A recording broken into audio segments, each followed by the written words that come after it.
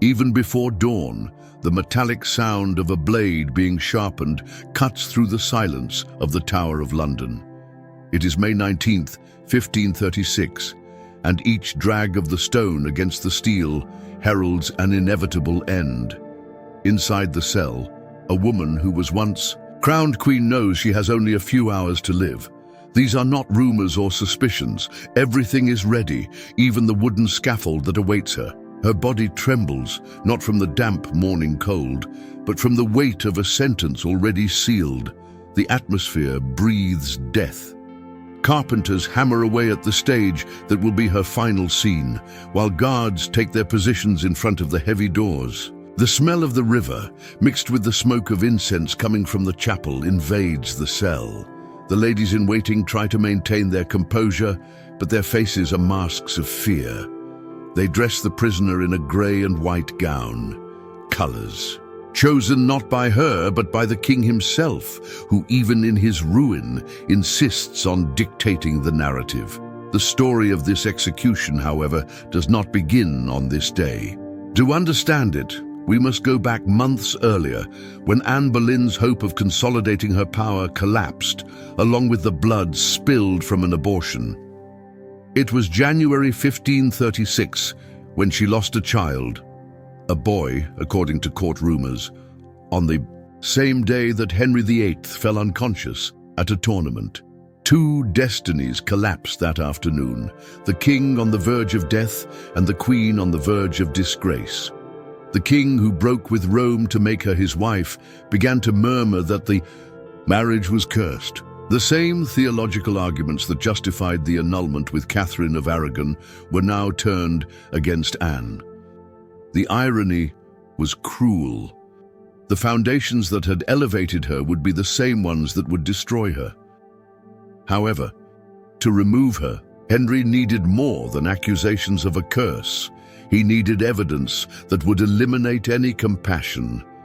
This is where Thomas Cromwell, the crown's most astute minister, comes in. He understood that his survival depended on anticipating the monarch's desires.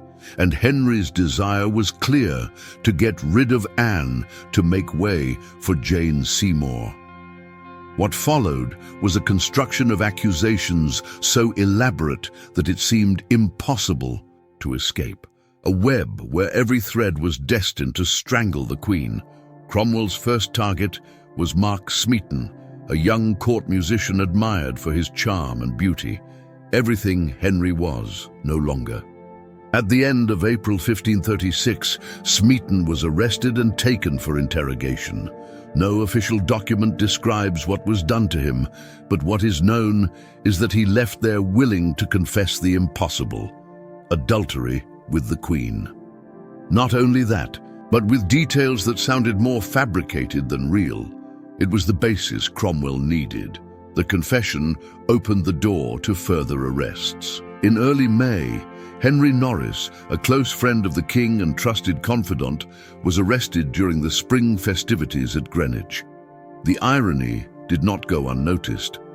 Arresting one of the king's most loyal companions in the midst of a festival of renewal, others followed the same fate. William Brereton, accused not only of adultery, but even of plotting the monarch's death, and Francis Weston, a young nobleman of only 25, dragged to the Tower as if he were an indispensable part of a spectacle. But nothing was as shocking as the arrest of George Boleyn, Anne's brother. The charge was incest, a crime so monstrous that it was enough to be uttered to isolate the Queen from any defense. It was the perfect move. Who would dare to support her after such an accusation? Cromwell had created a picture in which Anne was not only unfaithful, but a corrupt being, unworthy of any mercy. On May 2nd, upon returning from a game of tennis, Anne Boleyn was informed of her own arrest. The charges were read by her uncle, the Duke of Norfolk, who did not hesitate to hand over his niece in exchange for maintaining royal favor. The Queen initially reacted with disbelief, laughing at the absurd accusation of multiple lovers. But as the list extended to conspiracy and incest, the laughter turned to silence. Before we continue, Imagine the impact of being accused of crimes impossible to defend against. Do you believe Anne was guilty or the victim of a political plot? Write. In the comments, Anne was a victim of power. The journey to the Tower of London was a cruel contrast for Anne Boleyn. 3 years earlier, she had travelled those same waters in triumph, hailed as the new Queen of England, while crowds threw flowers around her. Now, she crossed in silence, surrounded by guards without acclaim, only hard stares and murmurs from the population. What had once been victory turned into an early funeral procession. Upon arrival, she was installed in the same rooms she had occupied at her coronation. This choice was not accidental.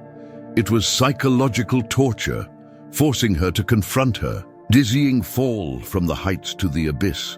The luxurious tapestries and furniture, once symbols of glory, were now the decoration of her prison. Every detail of the environment seemed to mock her. Sir William Kingston, responsible for the Queen's custody, received clear orders to report every word, every gesture, every sigh of Anne.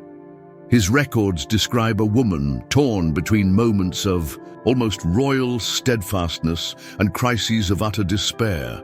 In many passages, one notes her insistent belief that Henry would not have the courage to condemn her to death. This conviction reveals much more than naivety. Anne knew her husband's cruelty, but clung to the idea that their bond, and above all their daughter Elizabeth, would still afford her some kind of protection. But in Henry's heart, the decision had already been made, and Cromwell was merely fulfilling the role of bureaucratic executor in a theatre with no way out. Meanwhile, the men accused alongside her awaited their fate. On May 12th, the trials began. What unfolded was not a judicial process, but a spectacle staged to legitimize sentences that had already been written.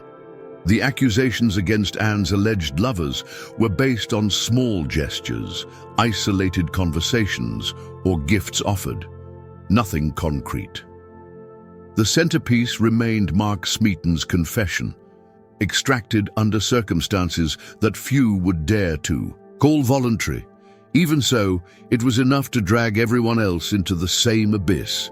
Henry Norris, William Brereton, and Francis Weston vehemently denied the accusations.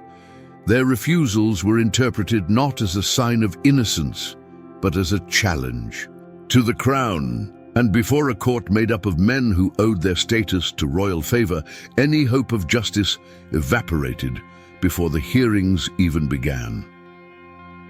The trial of George Boleyn was particularly notorious. Intelligent and eloquent, he tried to defend himself vigorously before the court. His arguments even moved some of those present, but one slip sealed his fate. By reading aloud a document that mentioned Henry's impotence, he publicly exposed one of the king's weaknesses. This was unacceptable. At that moment, George was already condemned. The sentences were swift and uniform, all guilty of treason. Technically, the commoners should have been hanged, drawn, and quartered, but Henry showed his clemency by commuting the sentences to beheading. The gesture was nothing more than a calculation. A barbaric punishment could arouse popular compassion, and that was the last thing he wanted. On May 17th, 5 men lost their lives in the Tower. Smeaton's music fell silent forever. Norris, Brereton, and Weston died, proclaiming their innocence. George Boleyn departed with dignity, defending his sister to the end. From her chambers high above, Anne probably heard the murmur of the crowd and the fatal blows. And each crack of the axe must have resounded like a harbinger of her own end. While the men were being executed, Henry was already looking to the future. Jane Seymour, discreet and docile, had become the ideal replacement for Anne in every way. While one was intense, spirited, and defiant, the other appeared to be the image of submission. The king's haste in formalizing this transition left no doubt. Anne's fate was sealed even before her trial began. The trial against the Queen was set for May 15th, inside the Tower of London itself. This choice had a clear purpose: to prevent public demonstrations in her defense and keep her isolated under the shadow of the place that had become her prison. Anne entered the room dressed in black, accompanied by her ladies. She walked with haughtiness, but her eyes revealed the burden of the absurdity she faced. The court was presided over by her uncle, Thomas Howard, Duke of Norfolk. The scene had the flavor of tragedy, an uncle condemning his niece in the name of political survival. Among the 26 peers who made up the jury, many were men who had once courted her favor, but were now willing to sacrifice her to save their own skins. The charges were read with disturbing detail: adultery on carefully recorded dates and locations, incest with her own brother, conspiracy to kill the king and marry one of her lovers. The excessive precision, however, sounded more artificial than convincing. Still, every detail was presented as irrefutable evidence. Anne reacted firmly. She denied all the charges, maintaining the composure of a queen before a court that sought not justice, but only the spectacle of her ruin. She knew she had no right to lawyers, defense witnesses, or any real chance of acquittal. She was merely an actress forced to play the role of the guilty party in a play that had already been rehearsed. The prosecution relied on flimsy testimony, especially from servants and courtiers who claimed to have witnessed suspicious glances or suggestive words, nothing that could be proven. Among them, one detail caught the attention: an accusation attributed to Lady Wingfield, who was already dead at the time of the trial. A witness unable to defend herself or be questioned, but extremely useful in reinforcing the narrative. The speed of the trial was impressive. In just one day, the entire process was conducted, evidence presented, defense limited, and verdict announced. It was impossible not to notice the rush to close the case so that Henry could officially get rid of Anne and move on to his new marriage. In the end, the sentence was pronounced: death. All that remained was to decide the method: burning at the stake in the public square, a medieval punishment for women convicted of treason or beheading. Henry, in a gesture of apparent mercy, opted for the sword, a detail that, despite appearing clement, also served his image: a quick, clean execution without the spectacle of fire and screams. Anne received the sentence with impressive serenity. She asked God to save the king and reaffirmed her innocence. Those words echoed in the Great Hall, causing discomfort even among some of her enemies. It was as if, even defeated, she still found a way to maintain the pride and dignity that had characterized her throughout her life. In the days that followed, however, her resistance wavered. Reports from Kingston show a woman torn between hope and despair. At times, she believed that Henry would grant her forgiveness. At others, she accepted that her end was near. It was a devastating psychological game, and perhaps the worst torture that could have been inflicted on her. Amid the uncertainty, the cruelest blow came not from the sentence itself, but from the annulment of her own marriage. On May 14th, the day before the trial, Archbishop Cranmer declared the union between Anne and Henry null and void. The justification used was the king's previous relationship with Mary Boleyn, Anne's sister, which would make the marriage incestuous from the outset. This decision had a devastating impact. Not only did it destroy the legitimacy of her position as queen, but it also made her daughter Elizabeth officially illegitimate. In a few lines of a decree, all the effort, sacrifice, and power she had achieved were erased. Anne was no longer queen, no longer wife, and her daughter was no longer the legitimate heir to the English throne. The annulment exposed Henry's contradiction. If the marriage had never existed, how could she be guilty of marital infidelity? The logic was fragile, but logic mattered little. What mattered was political expediency, making room for Jane Seymour and, at the same time, eliminating any memory that could give Anne a position of resistance. Meanwhile, Preparations for the execution were handled with almost bureaucratic efficiency. The king imported a French executioner from Calais, a specialist in beheading with a sword. This decision was presented as a sign of clemency. The sword was faster and more accurate than the heavy English axe, but in practice, it also removed the risk of errors that could turn the scene into a spectacle of public horror. The instrument of death itself became the subject of whispers at court. A foreign sword, sharpened for a single blow, carried the weight of a symbolic farewell, the end of the woman who had dared to challenge the king and change the history of a nation. In her last days, Anne divided her time between prayers and conversations with the ladies who remained by her side. She tried to remain calm, but often broke down in tears. She spoke frequently of her daughter Elizabeth, fearing for the girl's fate. She repeatedly asked to see her one last time, a request that was never granted. This imposed silence was perhaps the deepest pain of all. The night before her execution was marked by long hours of wakefulness. Anne prayed, reflected, and even discussed with her ladies the clothes she would wear on the scaffold. She knew it would not just be death, it would be a spectacle. Her final image would be remembered by all, and she was determined to maintain her dignity until the very last moment. On the morning of May 19, 1536, the sky dawned grey. Anne wore a grey dress with a white tunic underneath, symbols of mourning and purity. Her hair was tied back and covered, making the executioner's job easier. Even in her preparation for death, practical details were considered. As she ate a piece of bread and drank a sip of wine, she could hear the final touches being made to the scaffold erected during the night. Straw was scattered around to absorb the blood. Outside, the crowd was already beginning to gather, eager to witness something unprecedented, the execution of a Queen of England. Destiny was calling her, and she knew it. When the constable of the Tower arrived to escort her, Anne rose firmly. She straightened her body, adjusted her dress, and declared herself ready. The woman who had been queen, prisoner, and now condemned walked toward her final act with a dignity that even the crown had failed to give her. The walk to the scaffold was short but laden with symbolism.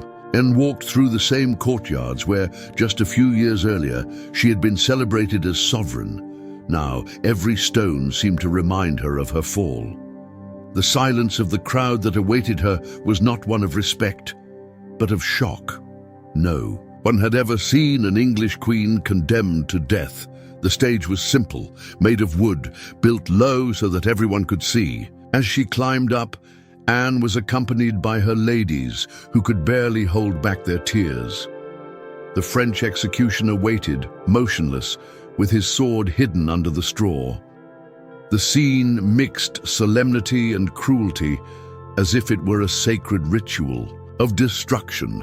Standing on the scaffold, Anne gave her final speech. She asked God to save the king and avoided words of accusation. She did not openly declare her innocence, perhaps to protect her daughter, perhaps because she no longer had the strength.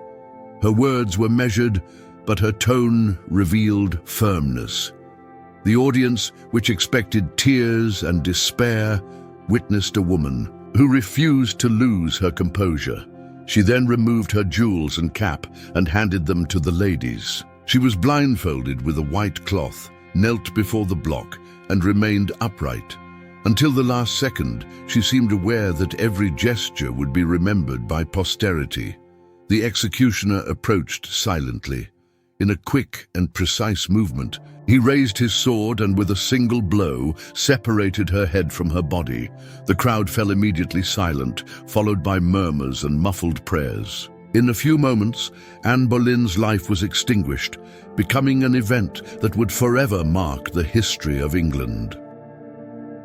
The ladies in waiting carefully collected the remains, wrapped them in white cloths, and took them to the small chapel of St. Peter ad Vincula inside the tower itself. There was no funeral procession, nor a ceremony worthy of a queen. The body was buried in a makeshift coffin, an unworthy fate for someone who had changed the course of the kingdom. Meanwhile, Henry VIII was already moving forward with his new life. Less than 2 weeks later, he married Jane Seymour, quickly erasing the memory of the woman for whom he had defied Rome. Anne's initials were torn from palaces and documents, as if she had never existed. It was the king's attempt to rewrite his own history, but her memory did not disappear. Her daughter, Elizabeth, would grow up to become one of the greatest monarchs England had ever known. Ironically, fate gave Anne's lineage back what Henry had tried to deny it: absolute power. The beheaded queen indirectly became the mother of a glorious era. The episode left lessons that echoed beyond Anne's life. It showed how far the cruelty of a sovereign could go when power and obsession spoke louder. It also showed how women at court were fragile pieces in a game where daring too much meant being destroyed. Anne paid with her life for dreaming beyond what the king would tolerate. And now, if you've made it this far, I ask you to support our work. Leave your like, subscribe to the channel, and activate the notification bell. That way, you won't miss any of the upcoming hidden and impactful stories from world history.